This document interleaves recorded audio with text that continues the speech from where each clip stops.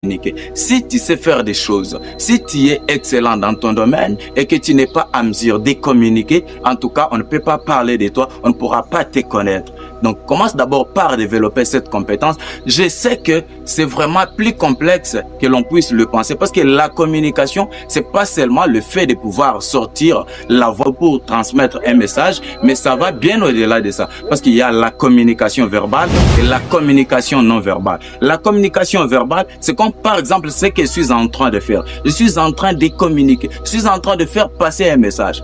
Mais la communication non verbale, ça prend le style vestimentaire, ça prend le gestuel et ça prend aussi l'énergie que tu vibres au moment où tu es en train de faire passer ton message. Et donc, tu dois travailler sur toutes ces histoires afin que tu puisses devenir quelqu'un d'extraordinaire. Et donc, en ce qui concerne le style vestimentaire, quand tu passes devant les gens pour pouvoir passer un message, tu dois d'abord te soigner. On dit que l'habit ne fait pas les moines, mais on sait réellement que les moines, il le reconnaît par son habillement. Donc, tu dois faire très attention à ce que tu portes. Tu dois t'adapter à travers le message que tu dois passer. Tu ne dois pas t'habiller comme un gangster alors que tu passes devant les autorités, alors que tu veux passer un message sérieux. Ça, c'est très important. Tu dois très bien t'habiller avant de pouvoir passer devant les gens pour communiquer. Et l'autre chose que tu dois savoir, c'est les gestuels.